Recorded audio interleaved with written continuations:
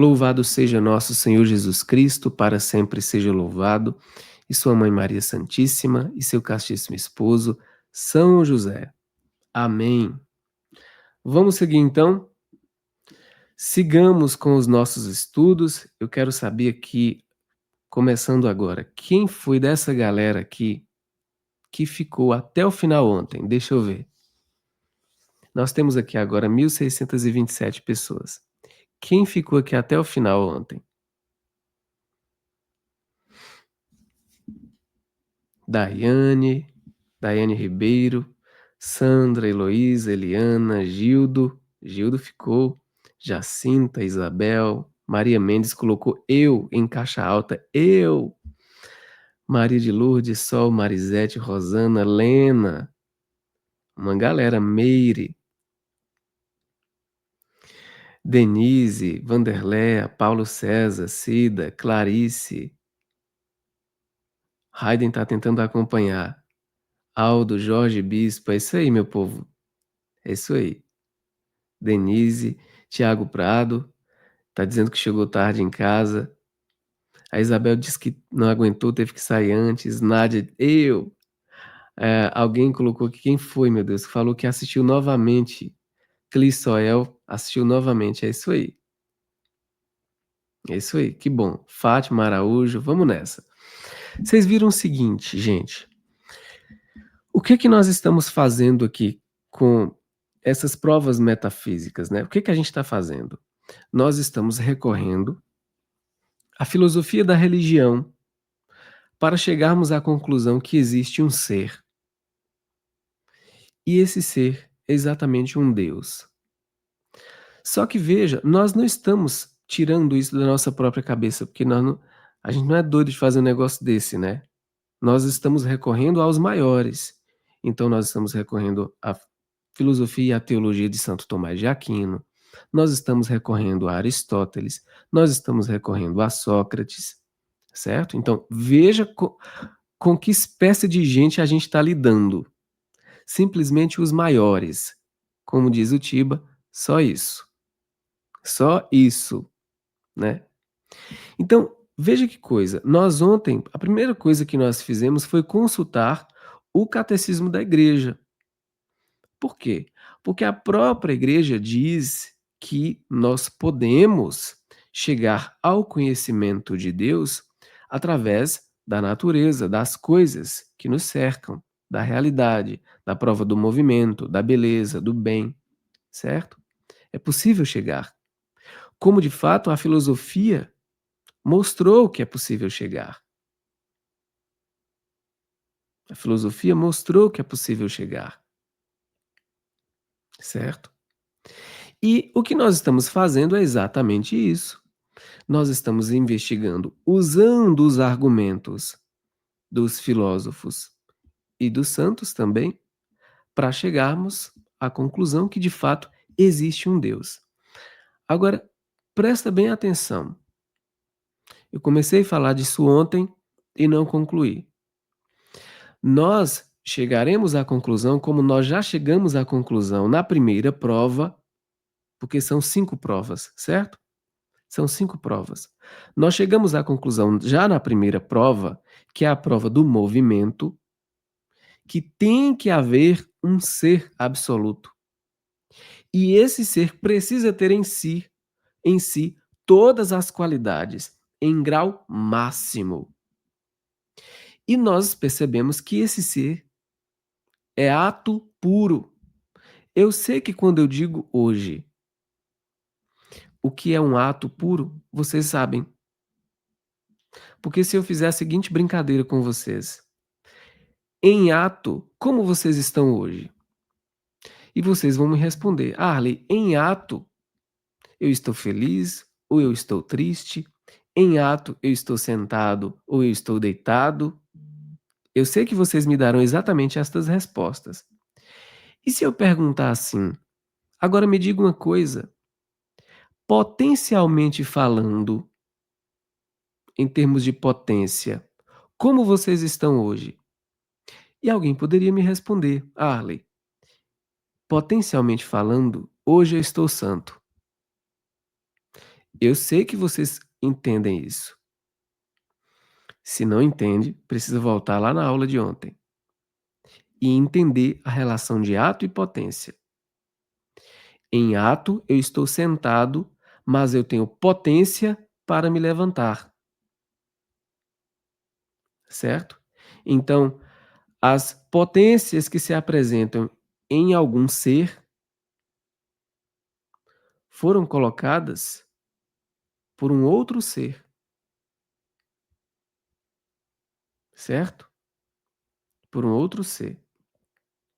Nós percebemos, portanto, que mudar, a mudança, é a passagem, ou o tempo é a passagem de potência para ato,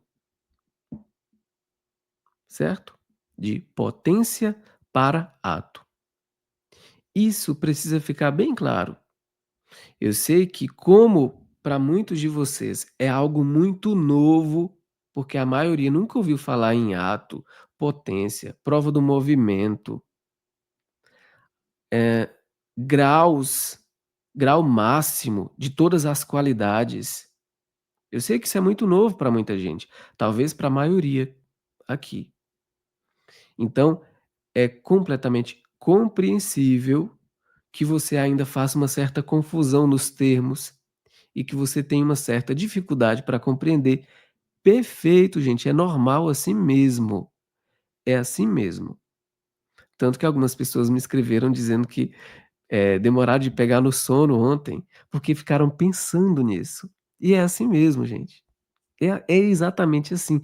Gente, quando você entra em contato com algo novo e que toca você, aquilo tira você da zona de conforto e você fica realmente, assim, maravilhado com aquilo, porque você nunca foi levado a pensar em algo tão profundo sobre a existência de Deus, tá? Então, ato e potência precisa estar muito claro. Ato e potência precisa estar claro, tá? Volto para o exemplo de ontem. Esse computador que está aqui na minha frente, cinza, em ato, cinza. Ele tem potência de mudar de cor, tá? Mas para que ele receba esta qualidade, por exemplo, vamos colocar azul, para que ele receba, já que ele tem potência de ficar na cor azul, ele precisa receber esta qualidade de um outro ser que já tenha esta qualidade em ato, certo? Este outro ser que tem esta qualidade de azul em ato, recebeu esta qualidade de um outro ser. Então nós formamos uma cadeia de movimentos. E aí nós chegamos à conclusão que esta cadeia de movimentos, ela não pode ser uma cadeia infinita, porque para que os entes, para que os objetos, para que o mundo recebesse as suas qualidades, qualidade de peso, altura, cor, eles precisaram receber estas qualidades de um outro ser. Esse outro ser tinha que ter necessariamente, necessariamente todas as qualidades em ato.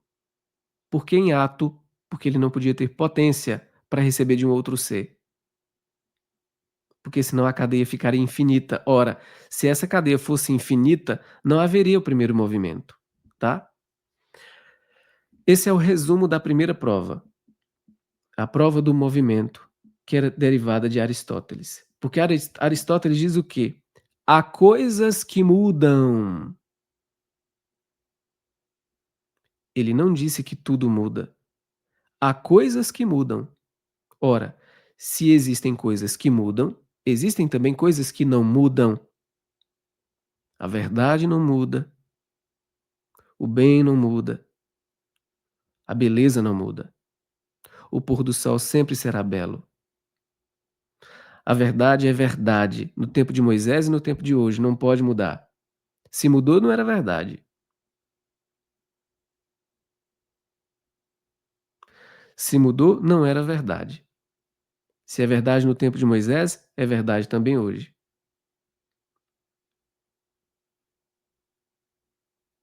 Então, olha só, vamos seguir então para a segunda prova, tá? Deixa eu colocar aqui, olha só. A prova da causalidade eficiente, que é uma prova derivada de Sócrates que dizia assim, ó, causa das causas, tende piedade de mim. Veja que é uma oração. Causa das causas, tem piedade de mim.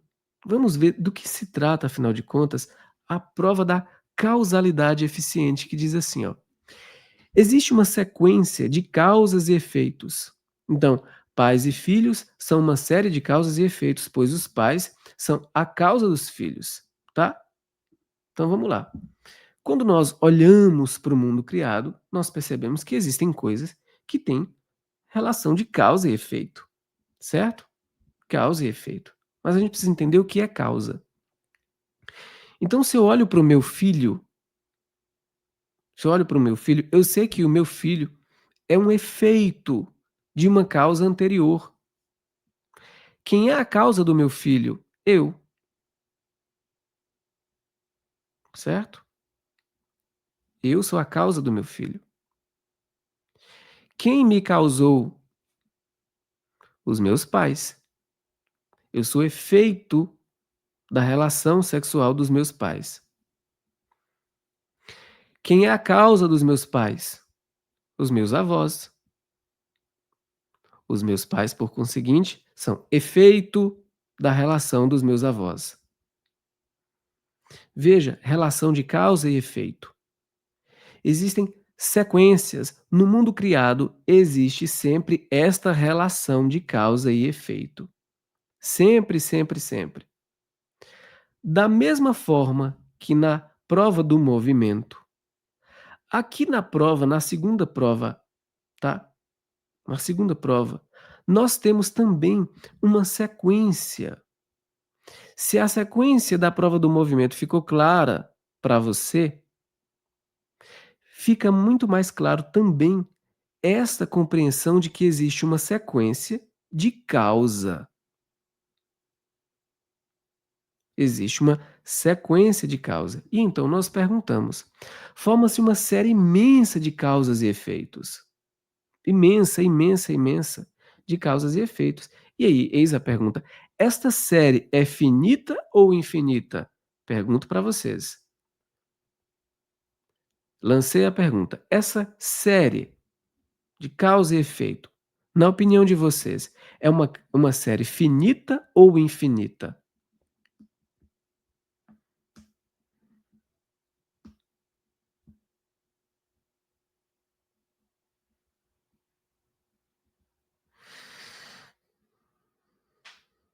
Perfeito. É uma série finita. Por que que é uma série finita? Claro que se vocês já entenderam a prova do a primeira prova, a prova do movimento, fica muito mais evidente, lembra-se disso? Do conceito do que é evidente? É evidente que pode ser visto claramente, né?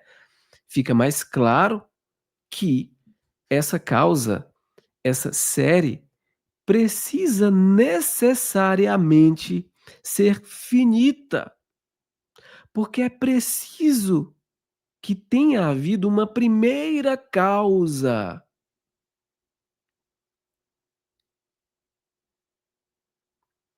para suceder os efeitos, tá?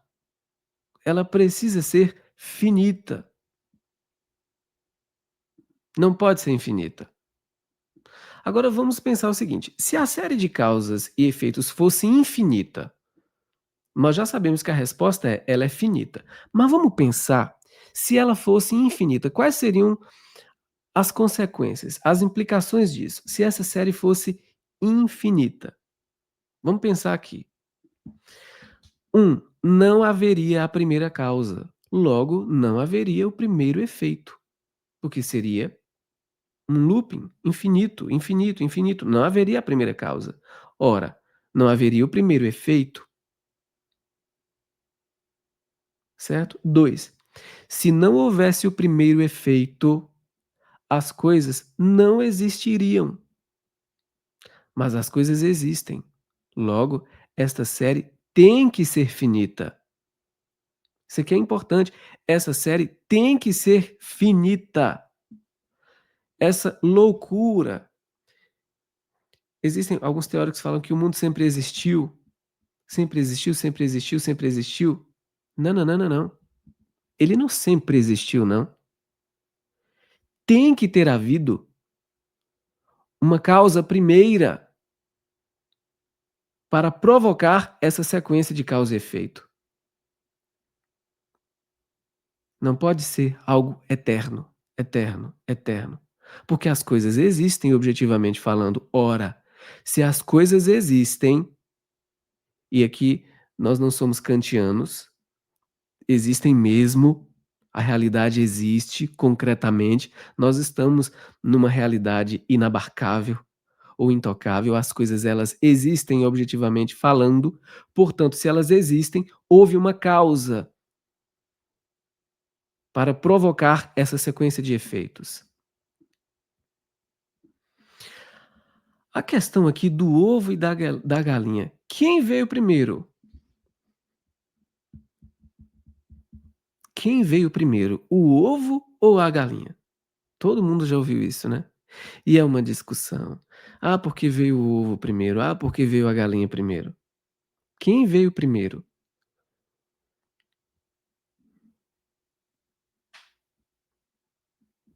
Exatamente. Só pode ter sido a galinha. Não pode ter sido o ovo, porque o ovo é um efeito da galinha. O ovo é fruto da galinha, podemos dizer assim.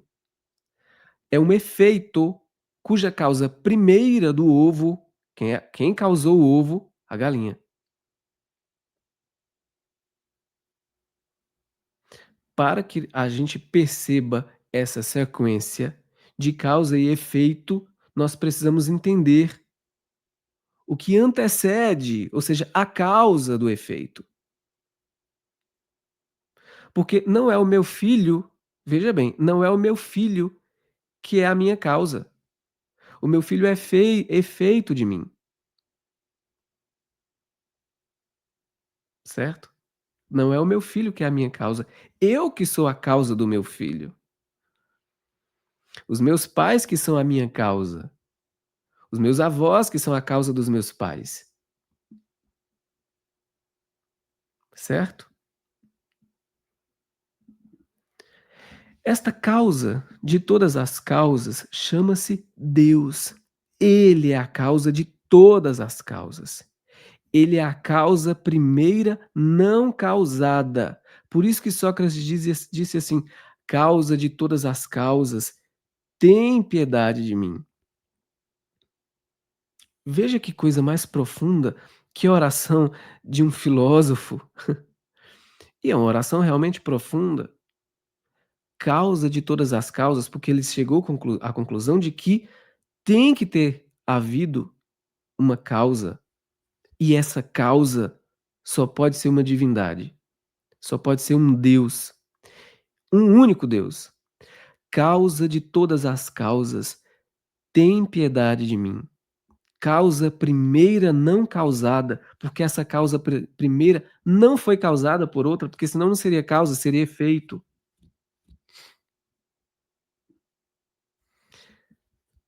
Aqui nós compreendemos a sequência de causa e efeito na segunda prova. Essa é a segunda prova metafísica da existência de Deus. Eu vou chegar aqui na terceira, porque a terceira é ainda mais simples e que algumas pessoas não entendem por causa do conceito da contingência, que diz o seguinte: a prova da contingência, anotem aí, terceira prova, prova da contingência. Os conceitos do ser contingente e necessário. Contingente é tudo aquilo que existe, mas poderia não existir. Olha só que legal isso aqui. Contingente, vocês nunca mais vão esquecer disso. Contingente é tudo aquilo que existe, mas poderia não existir. Por exemplo, Você está aí na tua cidade, eu também estou aqui na minha cidade, certo? Essa cidade existe de fato. É uma comunidade, certo? Onde as pessoas vivem. Essa cidade existe, mas ela poderia não existir.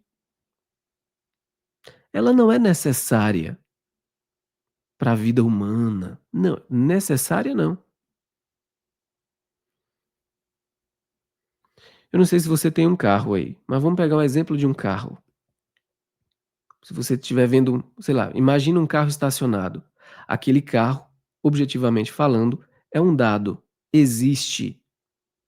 Aquele carro poderia não existir. Ele não é necessário,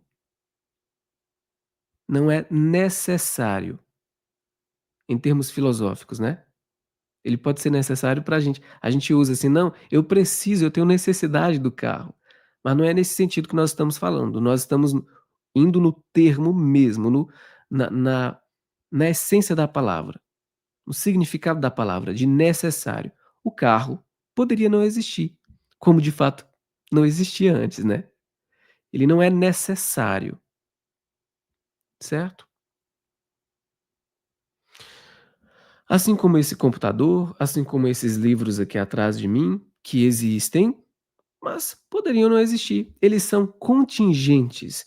Contingente é tudo aquilo que existe, mas poderia não existir. Isso é um ser contingente. Agora presta atenção para você não se confundir. No ser contingente, não inclui na sua essência a existência. No ser contingente, ou seja, nos seres que existem, mas poderiam não existir, a sua existência não se pressupõe à necessidade.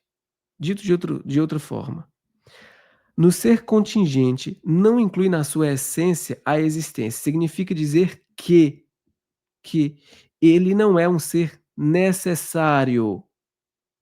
A sua existência não é necessária. Ele é contingente. Ele está ali, mas poderia não existir. Ele não é necessário, tá? Se todas as coisas do universo são contingentes, como é que elas passaram a existir? Pensa bem, tudo que nós vemos são contingentes. Mas como elas passaram a existir? Porque elas poderiam não existir. As árvores, os rios, os peixes, tudo que nós vemos é contingente. Poderia não existir. Mas como elas chegaram à existência? Como isso foi possível? Deve haver um ser que é a existência para dar existência aos seres contingentes. Logo, Deus é um ser necessário. Reflita bem nessa frase. Deve haver um ser que é a existência para dar existência aos seres contingentes. Logo, Deus é um ser necessário. Porque pensa bem, se você olha para o mundo criado e conclui que estas coisas poderiam não existir, mas elas de fato existem, sendo contingentes, elas existem, como foi possível que elas viessem a existir, se elas são contingentes?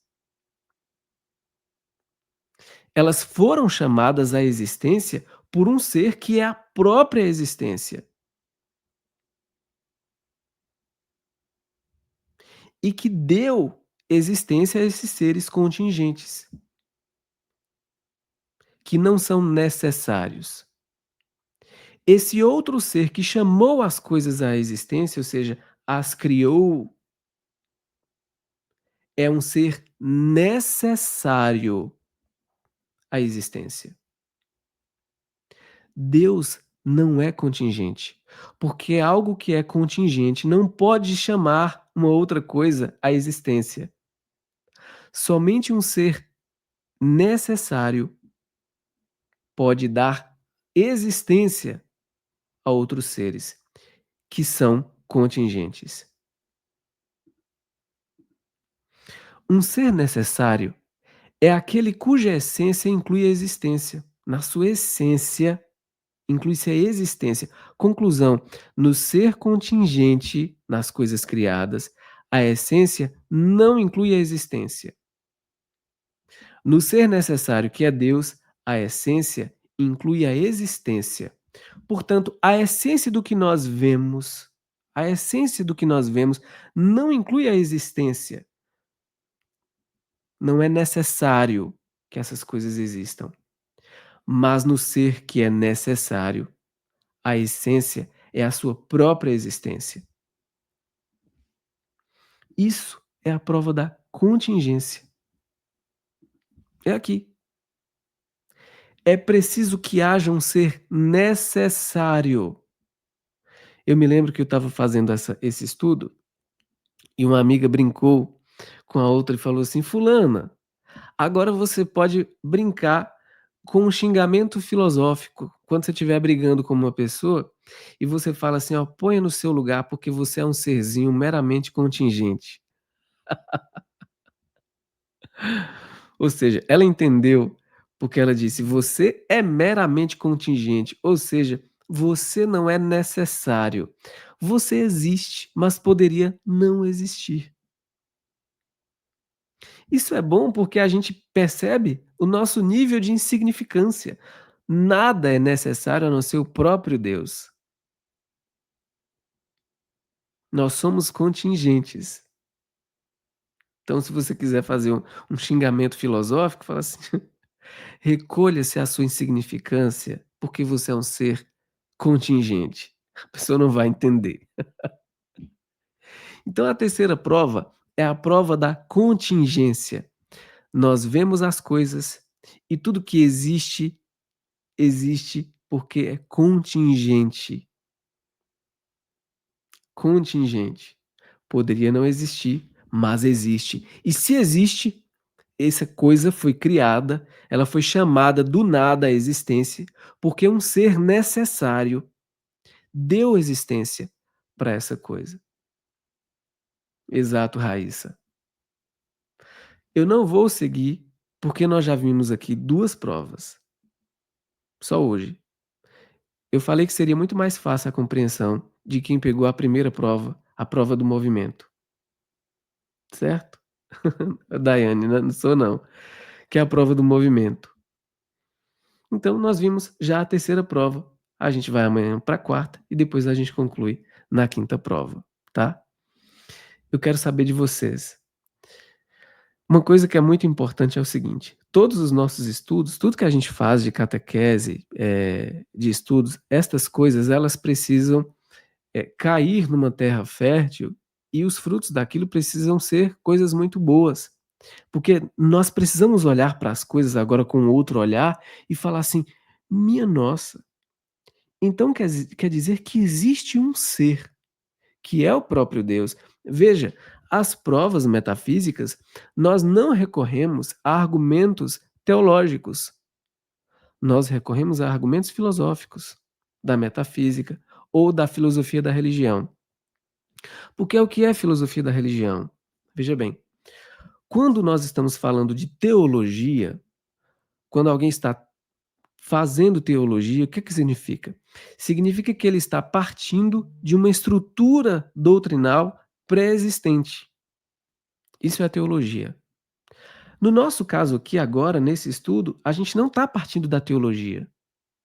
Nós estamos recorrendo a uma outra esfera de estudo, que é a filosofia, que é a metafísica, que é a filosofia da religião. Por quê? Porque aqui nós estamos investigando a própria existência do ser, para chegarmos à conclusão de que tem que necessariamente existir um ser para que as coisas criadas existam e sejam sustentadas nesse ser, porque elas não podem se autossustentar, porque não são criadoras, entende? Por isso que aqui a gente não recorre à teologia. Só que isso é difícil a gente fazer isso, porque nós somos católicos, né, cristãos. Então, quando a gente chega à conclusão que de fato tem que haver um Deus, a gente já igual assim, imediatamente a gente fala: "Minha nossa, Isso é fantástico, porque você começa a entender várias coisas que estavam na sua caminhada de fé um pouco obscuras.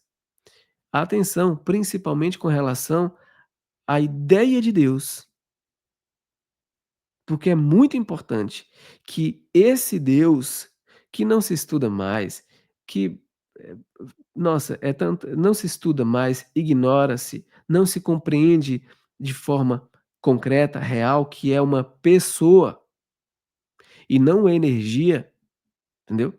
É uma pessoa, um ser absoluto, que não é composto, é simples, que não muda, é imutável, que é um ser necessário, que é ato puro. Veja, todos esses termos que eu estou usando aqui, nós estudamos ontem e hoje. E eu sei que você está conseguindo assimilar.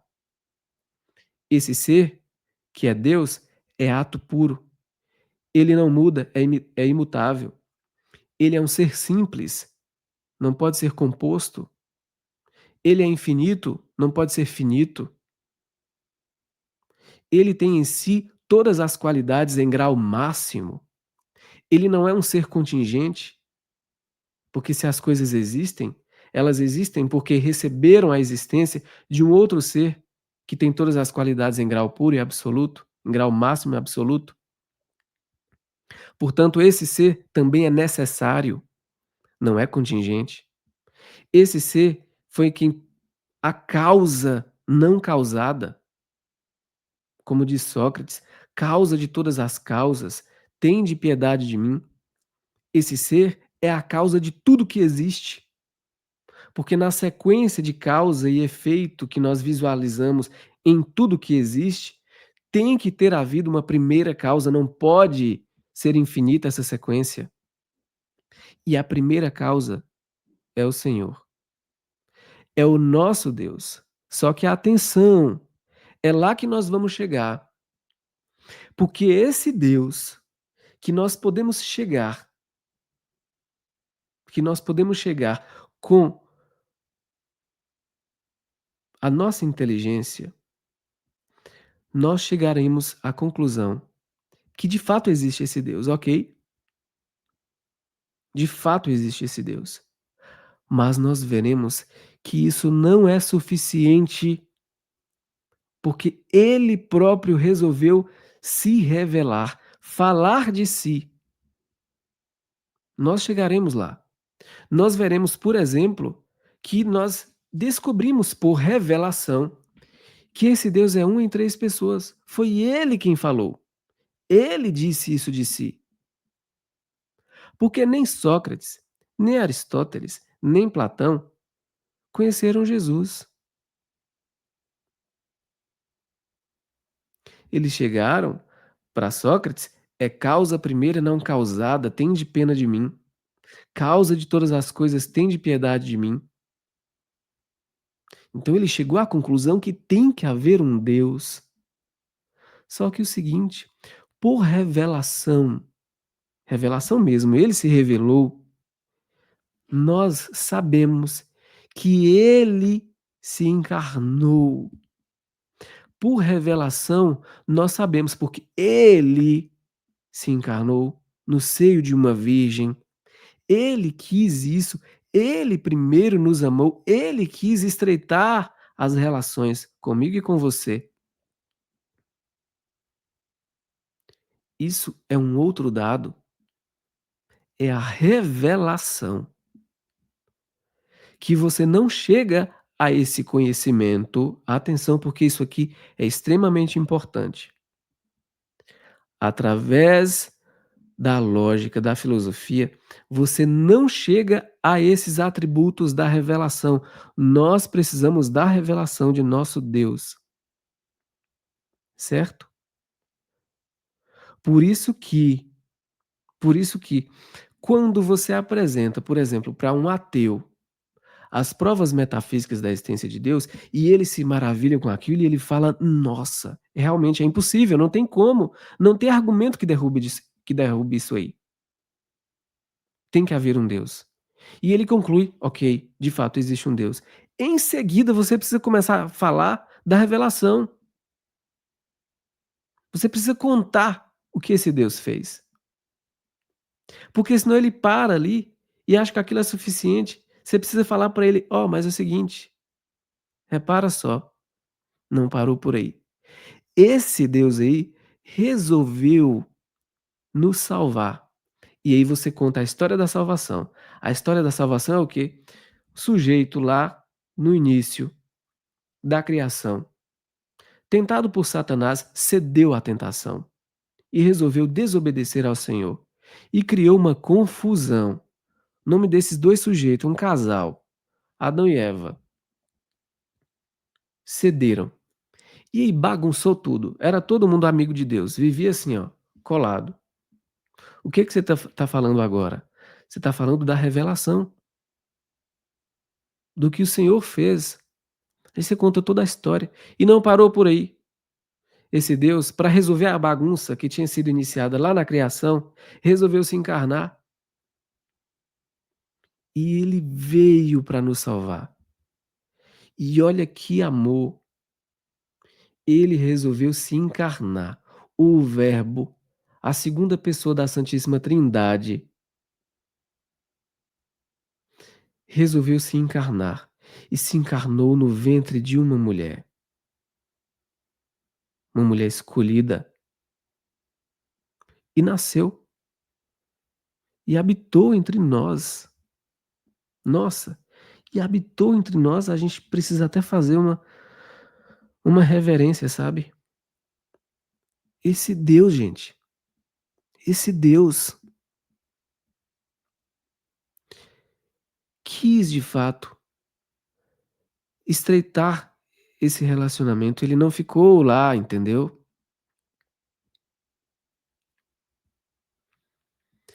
Esse Deus resolveu se encarnar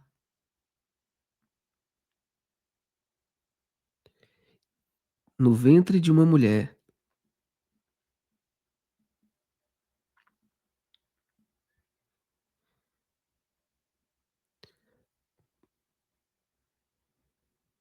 para nos salvar, entendeu?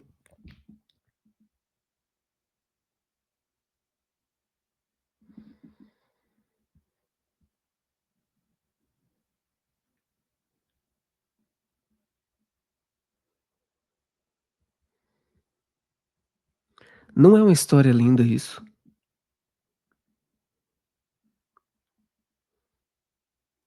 É uma história assim, é fascinante isso. Isso é realmente fascinante. Não tem como você ficar, eh, indiferente a uma história dessa. Você não pode ficar indiferente.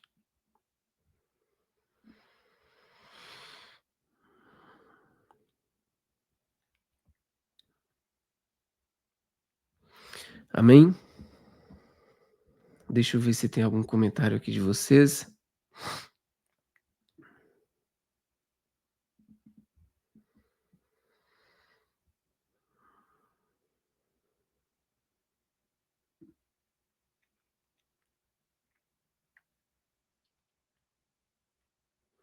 Exatamente, Tiago. Ele se vestiu da nossa humanidade. Perfeito, é isso mesmo.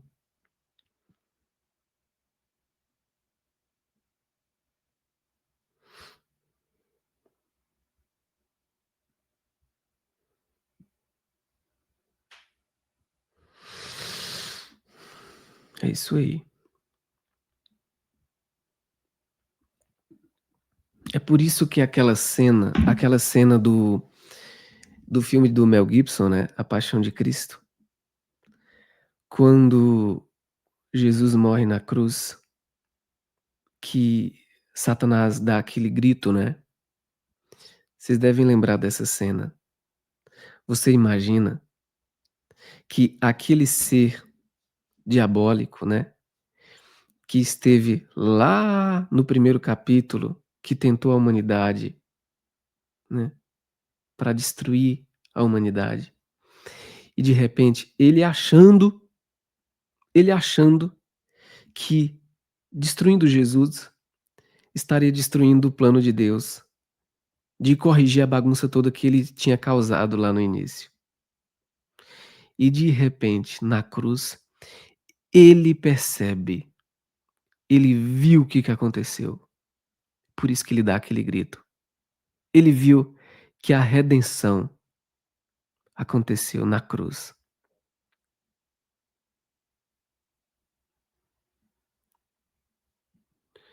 Foi derrotado, completamente derrotado.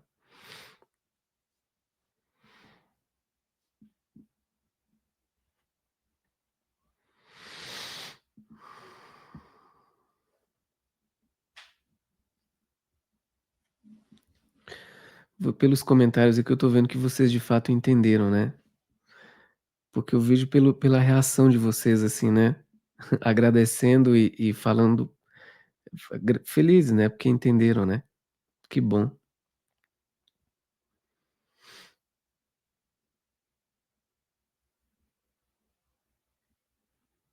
Amém.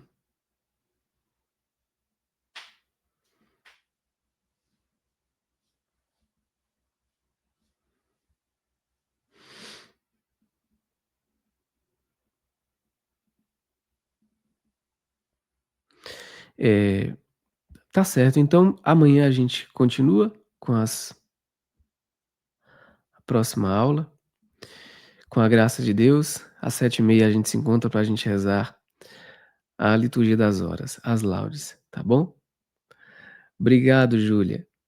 Um forte abraço, bom descanso, que tenha uma noite abençoada pensando nessas maravilhas de Deus, sabe. Obrigado, Denise. Pensando nisso, se você de repente conhece alguém que precisa ver essas explicações aqui, pode mandar. Manda, fala assim: "Ó, dá uma olhadinha nesse negócio, vê o que que esse menino tá fazendo, tá falando aqui, veja se faz sentido". Manda assim como quem não quer nada. Fala assim: "Gente, eu achei uma coisa interessante que esse rapaz está falando. Veja aqui se faz sentido", e manda para ver se, de repente, eh, essa pessoa mude a visão dela e inicie uma vida de conversão, né. Um abraço, fiquem todos com Deus, até amanhã. Tchau, tchau.